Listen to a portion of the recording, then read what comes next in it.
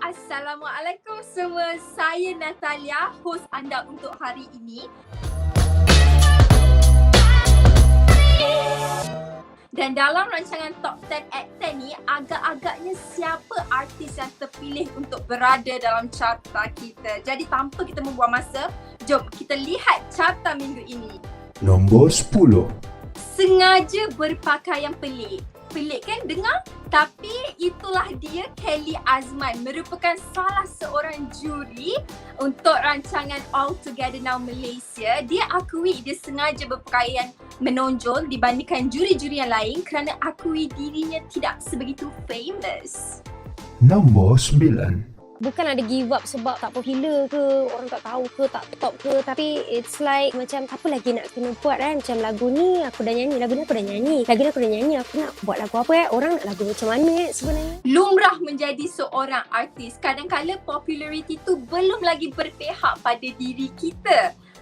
Itulah yang menjadi tanda tanya terhadap Sarah Fazli yang telah berada dalam industri ini selama 7 tahun. Tetapi masih hairan kenapa dirinya belum lagi famous. Nombor 8. Tak semua orang sukakan kita. Itulah ayat yang keluar daripada mulut Adinda yang telah berada dalam industri ini yang penuh duri. Nyanyi ni macam sampingan tapi still go on. Kita tak kekal untuk jadi singer selama-lamanya macam tu. Dekat Malaysia pun susah juga.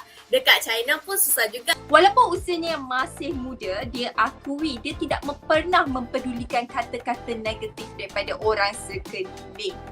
Nombor 7.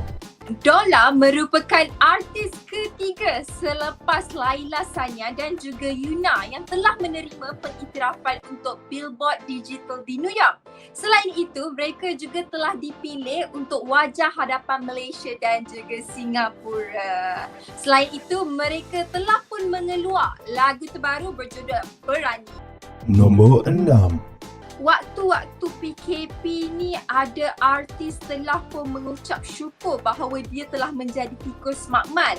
Itulah dia, Nora Danish telah pun berkongsi sebuah keratan di IG story-nya bahawa tiada pelancong berkunjung ke Pulau Langkawi yang disahkan positif COVID-19. Nombor 5.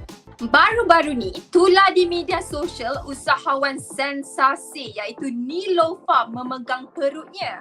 Ramai berteka-teki agak-agaknya dah berapa bulan kandungannya ataupun adakah Niloufar sedang mengandung? Jadi apa komen anda? Nombor 4. Tidak lama lagi, pasangan selebriti Ernie Zakri dan juga Syamil akan menimang cahaya mata. Dan berita baik ini diumumkan menerusi Instagram masing-masing. Jadi boom ucapkan tahniah buat pasangan selebriti. Nombor 3. Ketika PKP macam ni mesti ramai yang terkesan kan? Fikirkan ialah tentang COVID-19 ni, saya pun terkesan juga, tapi bagi saya kita kena ada something yang ceriakan suasana juga. Kita tak boleh nak rasa sedih je. Jadi Ismail Izzani turut terkesan apabila berhadapan dengan krisis ekonomi. Katanya restoran yang diusahakan oleh dia dan juga rakan-rakan terpaksa berhenti operasi buat seketika. Nombor 2. Pelik melihat rakan seangkatannya upload gambar tidak memakai baju di Instagram. Dia sendiri tak pernah ada rasa nak post gambar tanpa baju, tak pun gambar-gambar yang teruk-teruk. Apa yang saya rasa lah, kalau boleh tak payahlah kot tunjuk badan ke.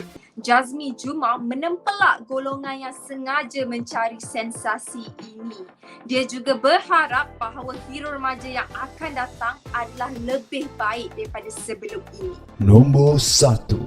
Bekas penyampai radio era iaitu Nadia Hasnan memberitahu bahawa dia tidak berkaji sepanjang PKP ini. Buat apa aku nak stay lagi sebab macam khidmat aku tak diperlukan for few months dalam keadaan pandemik macam ni. So macam Nadia pula gajinya akan ada kalau Nadia bekerja. Dan dia telah pun memberitahu bahawa dia tidak akan menyambung lagi perkhidmatannya sebagai penyampai radio. Dan dia memberitahu juga bahawa perkhidmatannya tidak diperlukan lagi.